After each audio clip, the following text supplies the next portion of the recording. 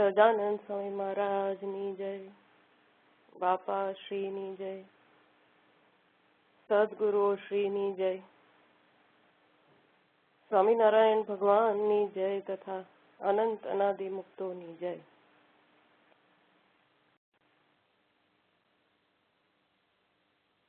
A humble prayer in their and our Guru, Anadi Muktraj Param Pujya Mama and Masi's lotus feet,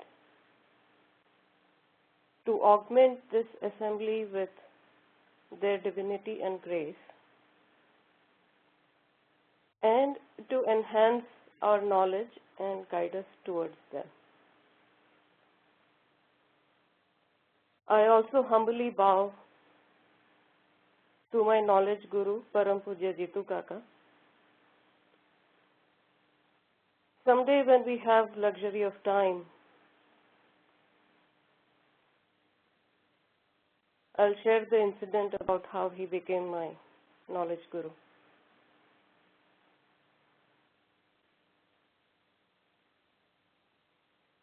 Our Guru,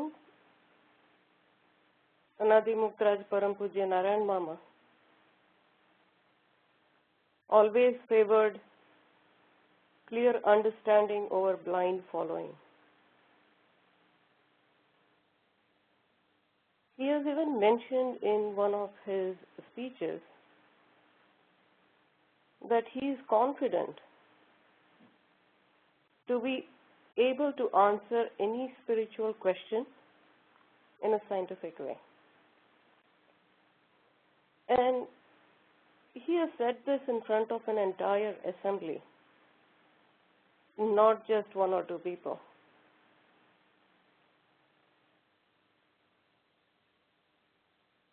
Anyone who has ever had the privilege of asking him a question would know how true it is.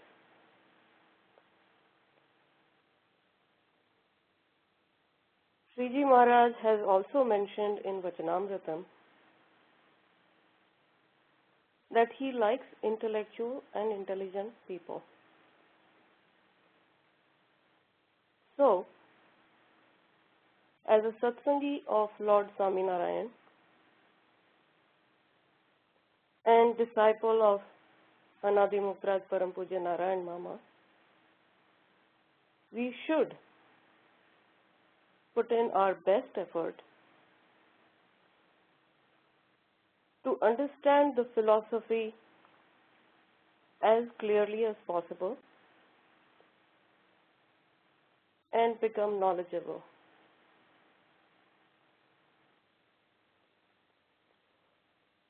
So let's embark on a knowledge sharing journey. Now, before we begin our humble journey, I would like to remember what Vishal Bhai mentioned last week.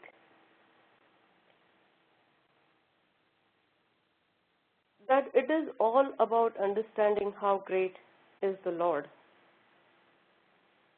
and placing that higher degree of faith in the form we worship.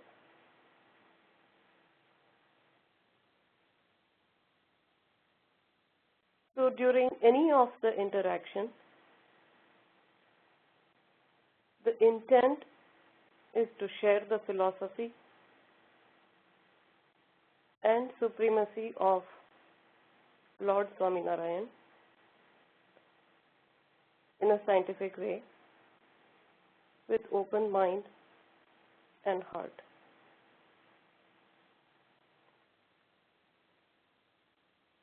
Another important thing I wanted to share before we start is that there is a lot of religious and scientific information and knowledge that is available for earlier strata. Now, before I mention earlier strata, I should have mentioned that in the spiritual world, there are multiple stratums and there are deities in each of these stratums. Now, this is a lesser known fact, but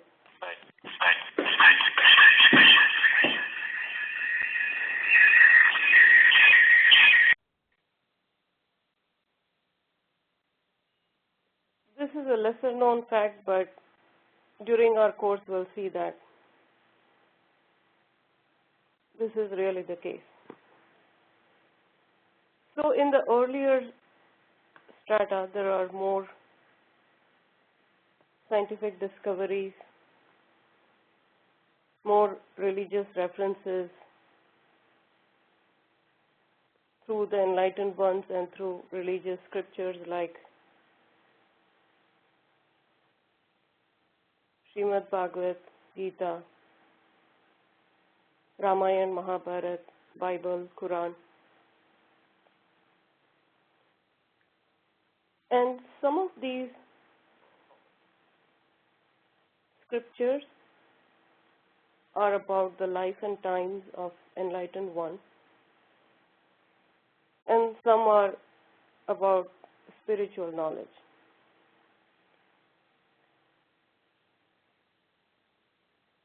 What I would like to highlight is that all these scriptures,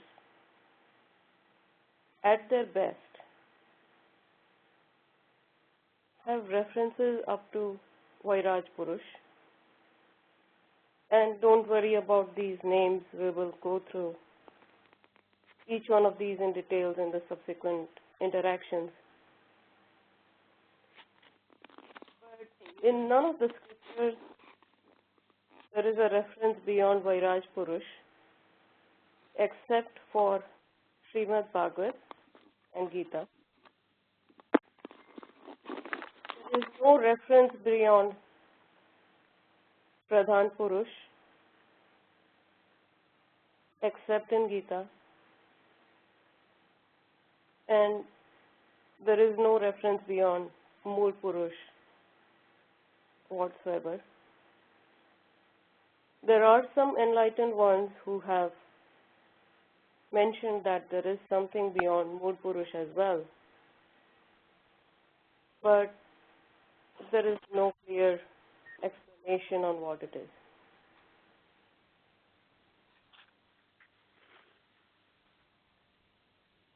As I mentioned, we'll talk about each of these categories in our subsequent interactions. But what we do is we will use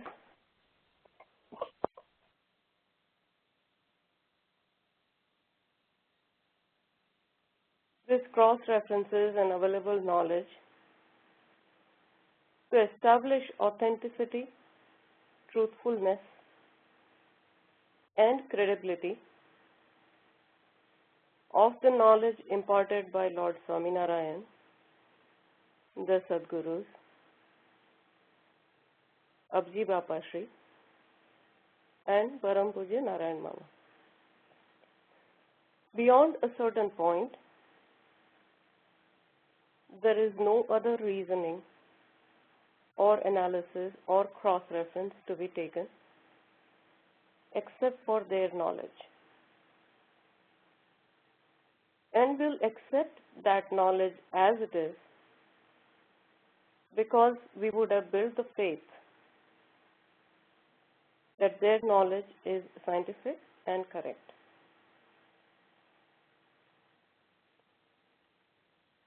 So consequently, we will have a gradual start,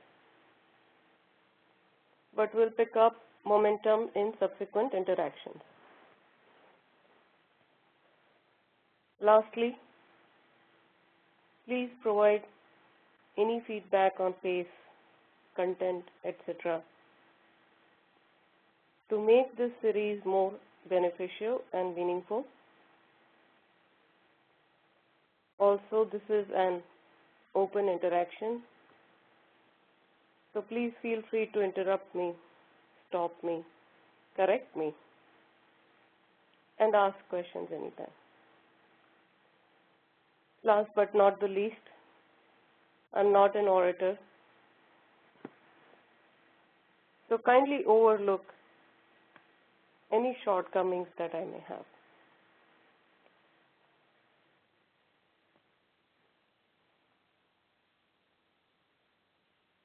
A few weeks ago,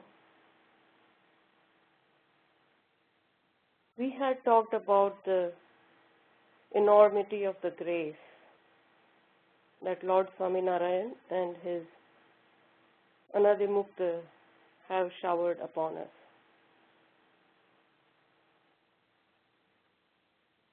During this interaction, we had talked about how big is the universe that has been discovered so far. One of the things that physicists are doing today is using the understanding of the big to understand the small and vice versa. So along these lines, there is an interesting video all the way back from 1977, and I'm sure a lot of us must have already seen it and enjoyed watching it. What this video does is it takes to 10 times of magnification with every shot and takes us to a cosmic level, showing us how the big things look. And then it takes us through a microscopic journey with 10 times reduction in every shot and showing us how things look at atomic level. And eventually both these extremes look very similar. They don't look exactly the same, but they look very similar.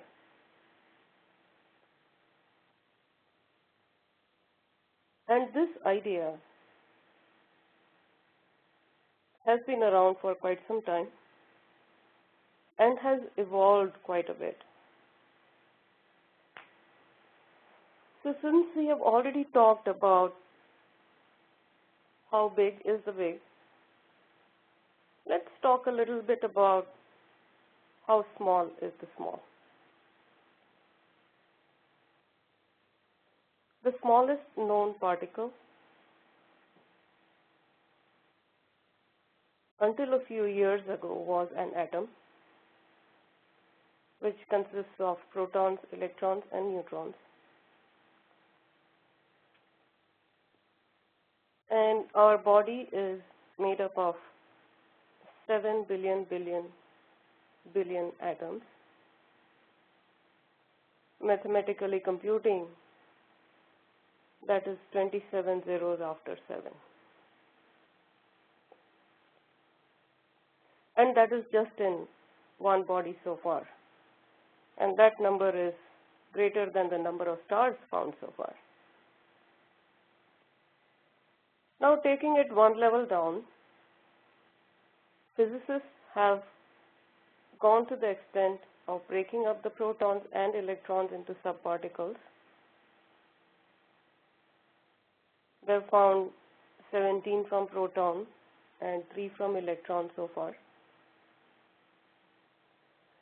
And one of these 17 particles, subparticles of proton,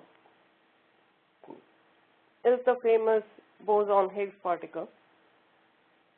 We'll come back to Higgs when we talk about Siddhis.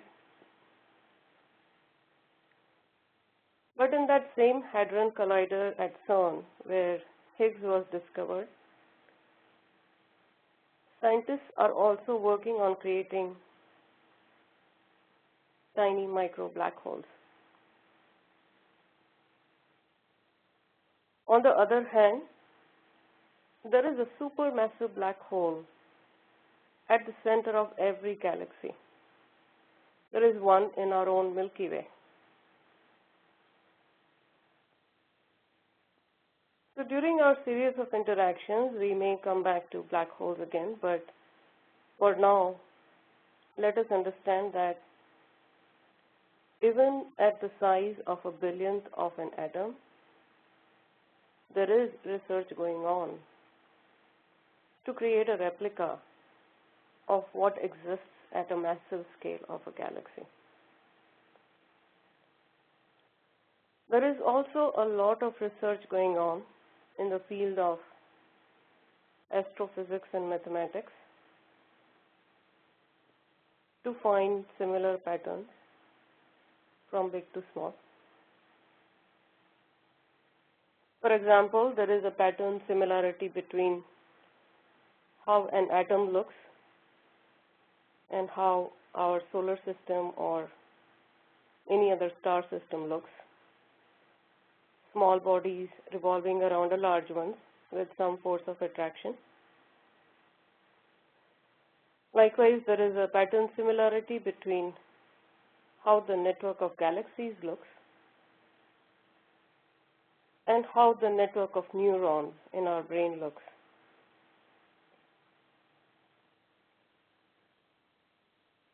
If someone's interested in reading, I can share a link from an online newspaper, Huffington Post, around this topic. And all that I'm sharing, the scientific discoveries, there is a wealth of information available on the internet. So it's not my own research, I'm just bringing some thoughts together. So how do we understand this pattern matching that the scientists are doing? For those on WebEx, I have a slide that is showing two triangles. For those who are not, don't worry. It's just a picture of two triangles. In 6th or 7th grade, we had learned about similar triangles. Similar triangles are those whose all three angles are exactly the same, but their sizes are different. And that's what I'm showing on the slide as well, is one small triangle and one big triangle, but they look exactly the same. Another example that we can use to understand this is that of a Russian doll. A doll within a doll within a doll within a doll within a doll. I'm sure we have all either played with it or seen it with friends or family or at some exhibition or some museum. And the smallest doll looks exactly like the largest and any other in between. Now, when we take this idea, the simple idea of two similar triangles or that of a Russian doll, when we take it to an extremely complex level, what do we get? We get similarity of body and universe, like the similarity of network of galaxies and network of neurons. So to summarize, scientists are finding out that patterns seen in the larger universe also map to our body. 200 plus years ago, Lord Swaminarayan has mentioned, I'll first state in Gujarati and then translate, જેટલું પિંડમાં છે તેટલું બ્રહ્માંડમાં છે. Meaning, whatever is in the body is in the universe and vice versa. So what scientists are finding out only now has been explained by Lord Swaminarayan by similarity of body and universe many years ago. Some philosophies make a mention along these lines, but they do not really explain. For example, Swami Vivekananda has mentioned that when we break everything down to its smallest possible size, everything is the same. Christians believe that we are made in the image of God. But that's where it ends. There is no further explanation. Having established similarity of universe and body, Let's talk a little bit about our own body, because if we understand how our body works, we will understand how the universe works as well. So almost all the religions in the world believe in mind, body, and soul or spirit, and believe that there is God and messenger of God. However, the definition and understanding of what these are is very blurry and confused. Some religions confuse mind with soul. Some believe that resurrection of soul is actually going to be a resurrection of body, and they preserve the body.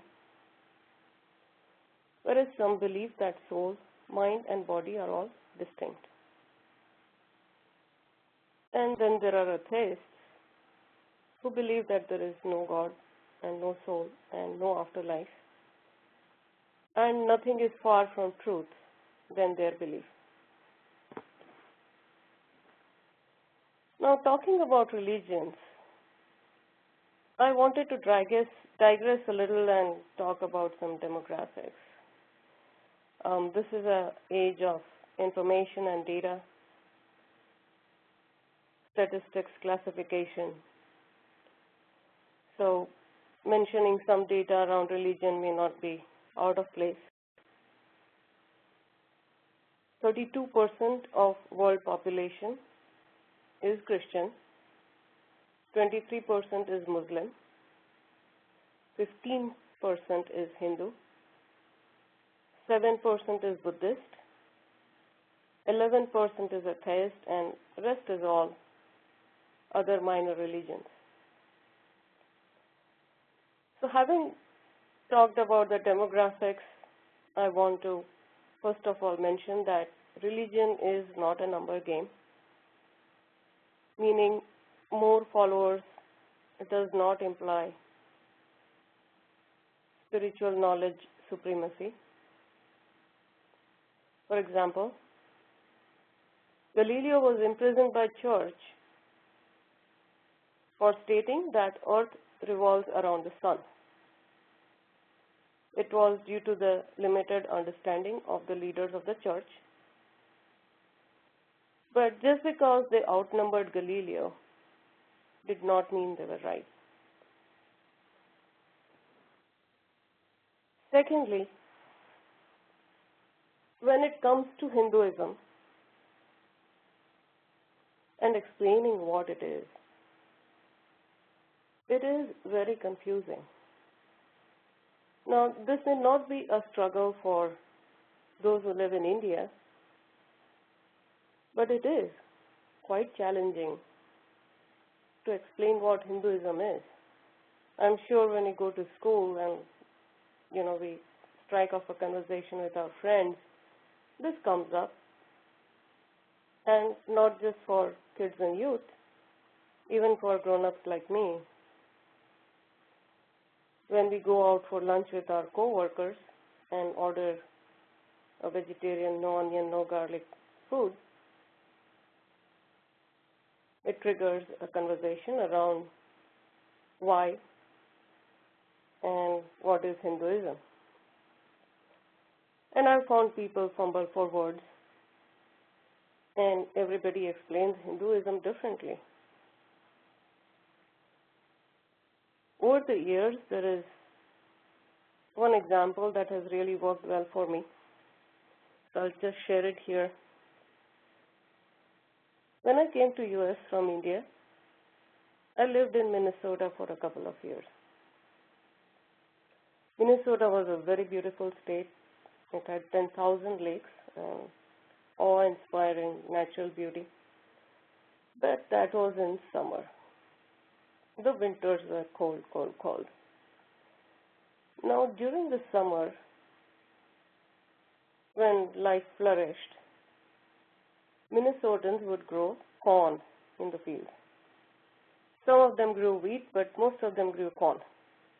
And corn was the only thing they grew. A couple of years later, I moved to California.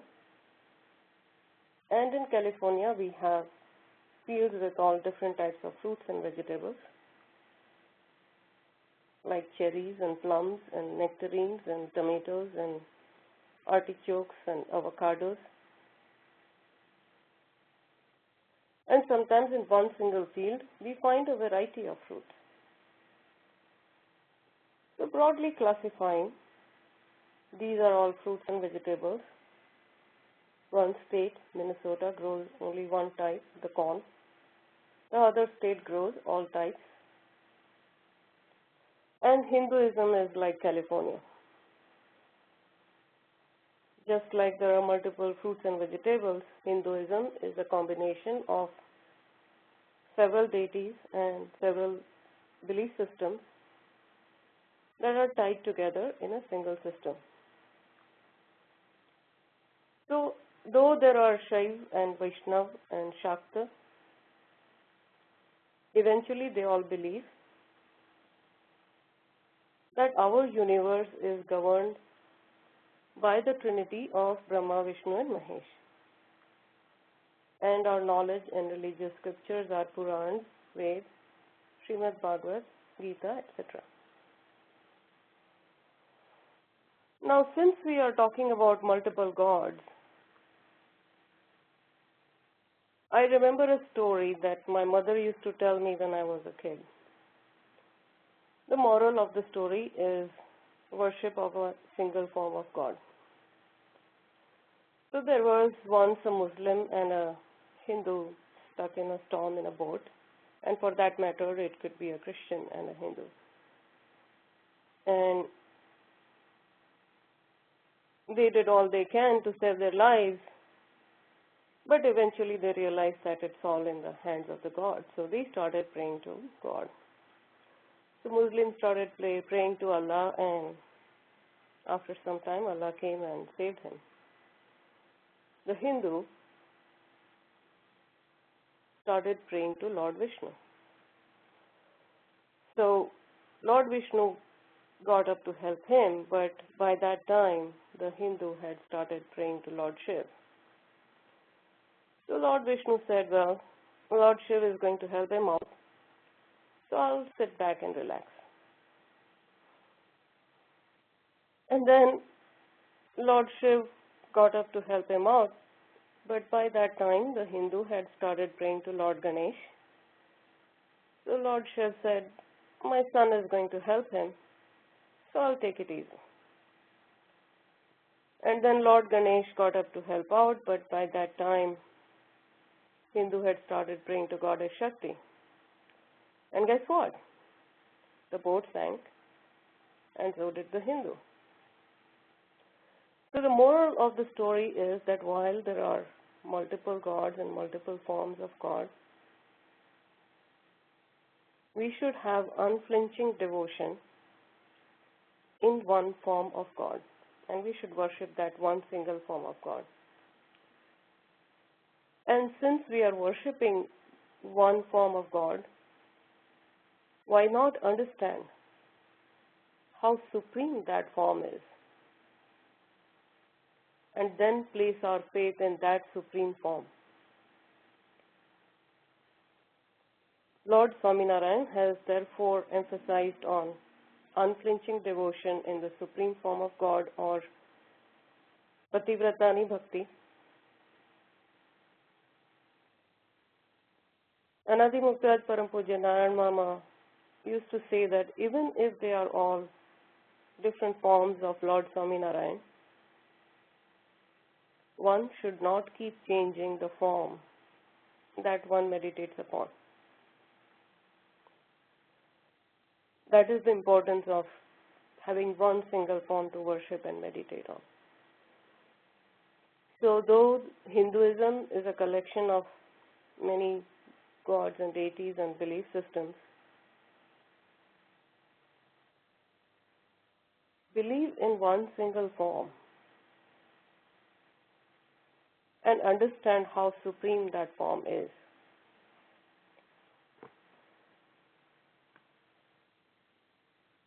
So the reason for above digression, talking about some demographics and understanding what Hinduism is that amongst all the religions in the world, when it comes to explaining mind, body and soul, nothing compares to Hindu philosophy. And the moment we say Hindu philosophy, the question would arise, what is Hindu philosophy? So I digressed first and then came back to our topic of mind, body and soul. So Hindu philosophy clearly explains the distinction, but there are different thought streams around how these three are related to each other. So how is mind, body and soul related to each other? There are different thought streams.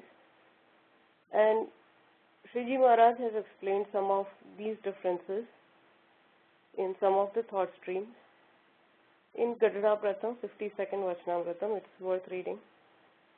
And thought streams are not limited to those that Swaminarayan Bhagavan has mentioned. There are more, but the primary ones have been covered by Lord Swaminarayan. Now, given these differences in thought streams, it confuses a spiritual aspirant as to what is the truth, what is the real knowledge, how does it all look in reality. So while in terms of belief, all Hindu philosophies talk about distinct mind, body, soul, they are not as clear, as logical, as straightforward as Swaminarayan philosophy. Those who want can research and see if this makes sense. But for now, let's understand mind, body, soul as explained by Swaminarayan philosophy.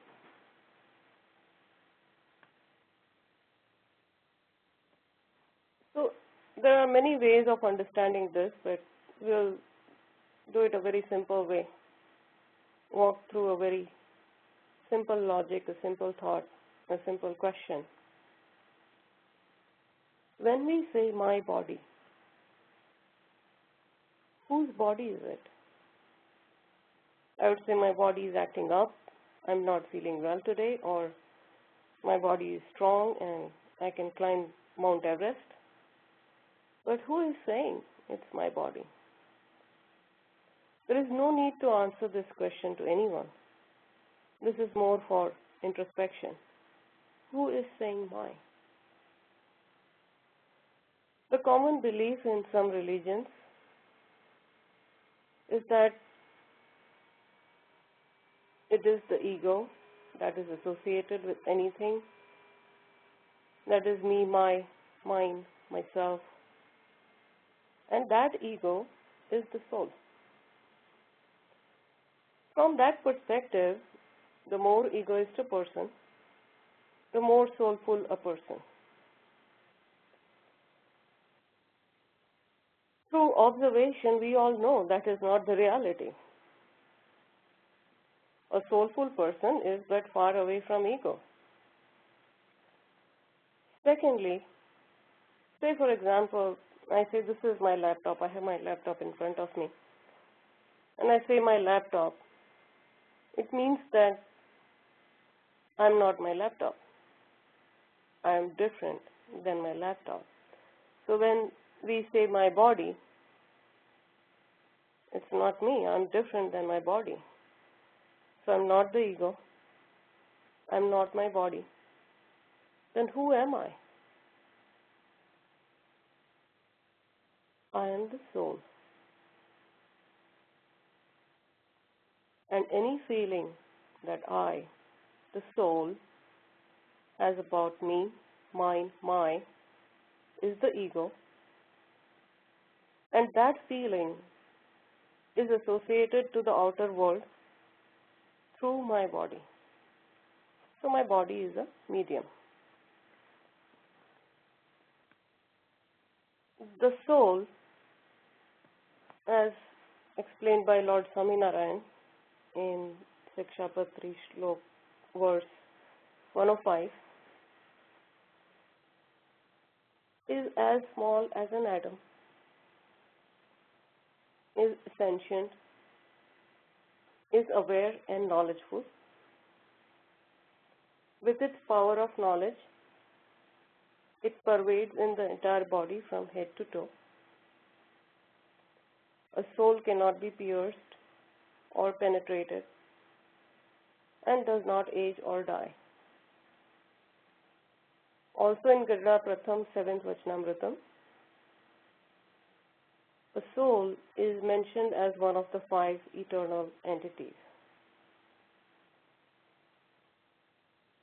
Param Pujya Mama used to say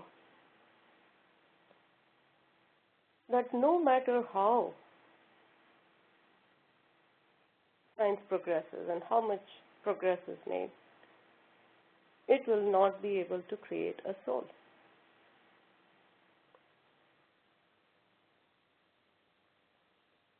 Sriji Maharaj has said in Vachanamritam, and Anadimukraj Param Pujya Mama is also mentioned in his speeches, that there is life in other star systems, galaxies, universes, and souls from those also get liberated. They have also confirmed that the shape and form of intelligent beings is more or less like ours. Now, about 18 to 19 years ago, in 1995, there was a race between 2 physicists to find a planet around a star, not the sun, some other star. They call it an exoplanet. And this was something that was never done before. Actually, 5 years before that, the idea of having a planet around another star was far-fetched.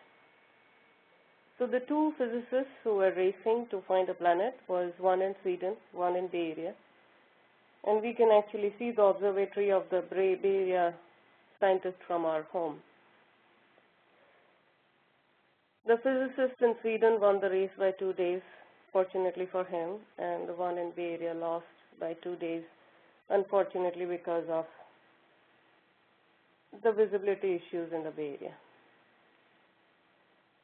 And that was the first planet that was discovered. After that, there are more than 1,000 planets that have been discovered, and there is a possibility that there are 3,000 plus planets. It's just that they are yet to be completely pinpointed, but they've been kind of discovered.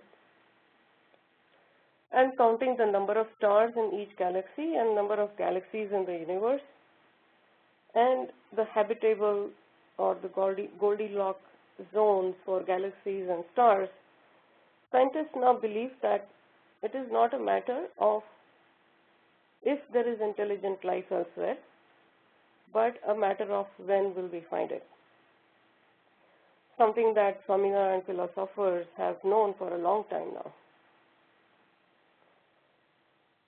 So the soul is a universal existence, the same across all universes and galaxies. It cannot be created nor destroyed.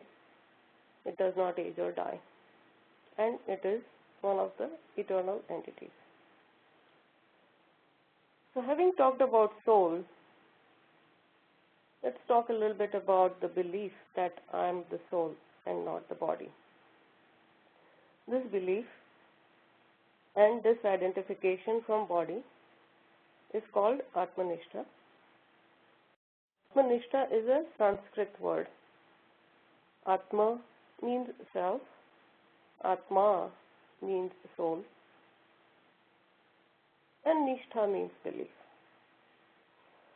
Belief in the real self or the soul is therefore called Atma nishta. Now there are many examples on Atma nishta. I'll take a couple of them. One of our own Sadguru, Anadimukraj Gopalan Swami, and second one of Lord Buddha. So once Gopalan Swami was traveling through the villages of Saurashtra in Gujarat with his group of disciples, preaching the knowledge and principles of Lord Swaminarayan. The villagers liked them more because what they imparted was blissful, intelligent, convincing. So villagers liked them more over other mendicants who used alchemy and tricks and magic and black magic to earn a living. So the mendicants got angry and upset with Gopalan Swami and his disciples, and one day they started throwing stones at them. Following the principles of non-violence and non-retaliation, the saints did not do anything, but they sought refuge in a thorny bush nearby. After some time, the villagers saw the mendicants throwing stones, and they came over. The mendicants ran away, and the villagers came to the thorny bush, and they saw Gopalan Swami and his disciples inside, and they gradually got them out. The disciples started complaining to Gopalan Swami, "Swami, it hurts. We have thorns all over our body. We've also been hurt by stones. We are in too much of pain and misery. Please do something." And Swami, with the help of the villagers, got their thorns removed and filled them with ash. Ash derived from burning wood without any impurities acts as an antibiotic. So they filled the wounds with ash, and Swami arranged for some bullock carts and got them to Gadada, where Sriji Maharaj was seated. Upon arrival, and I always get goosebumps when I think about this or talk about this. Upon arrival, the saints started complaining about how painful it was and how much it hurt and how much they had to go through for spreading the knowledge of enlightenment. And Sriji Maharaj patiently listened to them and then asked them only one question. Did anyone remove Gopalan Swami's thorns?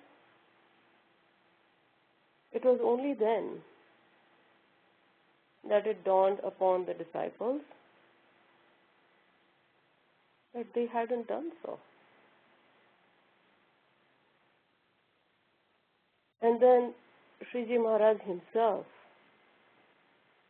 removed all the thorns from Gopalanand Swami's body, and they weighed about a pound. And all along, Gopalanand Swami did not utter a word because he wasn't identified with the body. Now that is Atma nishta. The second incident I wanted to share is from life of Gautam Buddha. He was a strong preacher of non-violence, and because of that, hunters and meat gatherers and bird hunters were upset with him. So one such upset bird hunter came to Gautam Buddha one day when he was meditating and started saying some bad stuff. And Gautam Buddha did not react. So the bird hunter got more angry and he started yelling and screaming, and still Gautam Buddha did not react because he wasn't identified with the body, he was identified with the soul. The bird hunter got so angry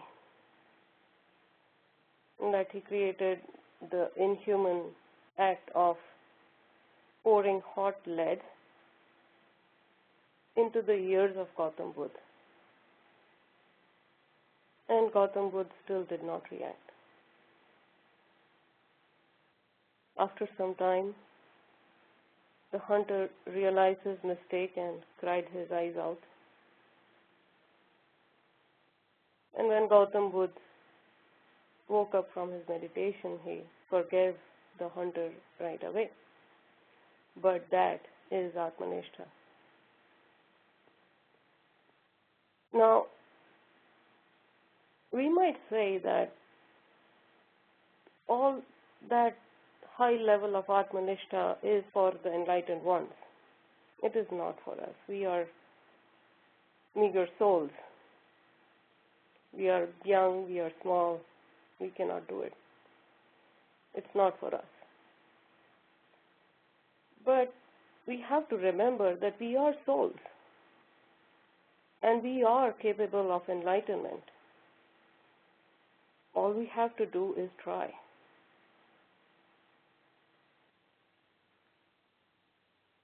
We can at least start with a constant reminder to ourselves that I'm not the body, I'm the soul. All the things that I'm attached to are related to the body. Body is a medium to experience external world and to project myself to the external world. We can start with this thought once a day and increase the frequency gradually and then start identifying ourselves with the soul, not the body.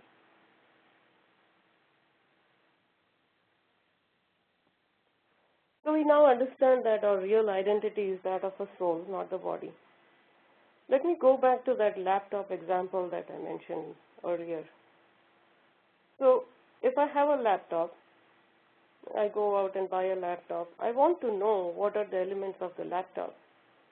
Like it has a display, it has a keyboard, it has a power cord, it has a built-in camera, it has a hard disk, it has a DVD drive.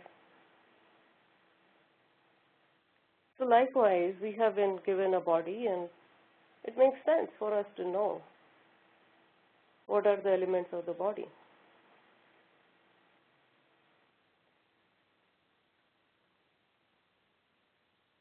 Now, one thing I want to mention is that the religious scriptures are written to cater to the entire population, so they may not go into the details of genetic code and inner workings of the body. They try to keep it at a level of abstraction where everyone can understand it. So at that level of abstraction, for those on WebEx, I'll be kind of running some slides there. If you're not on WebEx, don't worry. I'll be talking to those anyways. So we talked about the soul. Our body is made up of 24 elements, and there is a detailed description of this in Gadada Pratham Prakran 12th Vachanamritam and Sarangpur 14th Vachanamritam by Lord Swaminarayan himself, and further explained by Anadi Mukhraj Param Pujya Abdi Bapashri. By the way, if anyone's interested, there is a published English e-book version of Rahasyarth Vachanamritam on the Maninagar Mandir site. I can actually include the link in the email that I'll send out after our interaction today. I haven't read those. I haven't gotten a chance to look at them, but I know they're available. The other thing I want to mention is that this description of 24 elements is also found in Srimad Bhagavat, some parts of Ved, and ISKCON literature. So kind of doing a cross-reference across other religious texts to establish authenticity. So let's go over these 24 elements. So there are 5 elements: earth, water, fire, wind, and sky. We'll come to each one of those in a little bit. There are 5 senses of action. There are 5 senses of perception. There are 5 quintessences. And there are 4 inner organs. So these together make 24 elements of the body. Now let's go into the details of what these are. So anything that's solid in the body can be attributed to the earth element. Anything that's in the liquid form in the body can be the water element. Fire represents the thermal energy in the body. Some texts translate fire as brilliance. I want to clarify that it's not the divine brilliance or the brilliance of the soul. It is the brilliance of the fire element. So any endothermic, exothermic, thermal reactions happening in the body can be attributed to fire. For example, the burning of the sugar to generate energy, or the Jatragni, or the fire in the belly, right? Then there is wind, and anything that's related to air or gas or gaseous stuff within the body. It also includes, or it can also be attributed to include, what is known as Pranvayu. Pranvayu is of 5 types, and I can share in details about what it is after our session or an email. But Pranvayu is responsible for keeping us alive, for lubricating our joints, for keeping the fire in our belly running. And then there is space. So one might say that, well, where isn't there any room for space if there is earth and water and fire and wind? But think about it. On a larger scale, if a nucleus of an atom is the size of a tennis ball, then the electrons could be revolving as far out as 5 miles. That's just a relative scaling. So what's in between the tennis ball and 5 miles? There is empty space. And one might say that, well, that's filled with neutrinos. But then what is in between 2 neutrinos? So there is space or sky element within the body. So these 5 elements together constitute our body. I'll quickly go over the remaining 24 elements. So the 5 senses of action are tongue for speech, hands, feet, excretory organs, and reproductive organs. The 5 senses of perception are ear, skin, eyes, tongue for taste, and nose. 5 quintessences are sound, touch, vision, taste, olfactory, or odor. And 4 inner organs are mind, intellect, subconscious mind, and ego. And then I had mentioned about 5 pran. They are not part of the 24 elements, but I just put their names in here for a complete reference. So these are the 24 elements that make up our body. One thing is that the 5 quintessences are the subtle form of and the cause of 5 elements, and their external interface is the 5 senses of perception. So let me do a very quick recap. What we talked about today was, we talked about the similarity of body and universe. We talked about unflinching devotion in one form of God. Then we talked about the soul. And then we talked about Atma, nishta. And then we looked into the 5 basic elements in details, and we enlisted 24 elements of the body. I think it's a good logical stop for here. We're also running out of time. And next week, what I'm thinking is we'll take this to the next level. We'll talk about the body, related states of mind, and scientific discoveries around mind and senses. So if there are any questions, there is time with everybody. We can talk about them right now, or we can. I would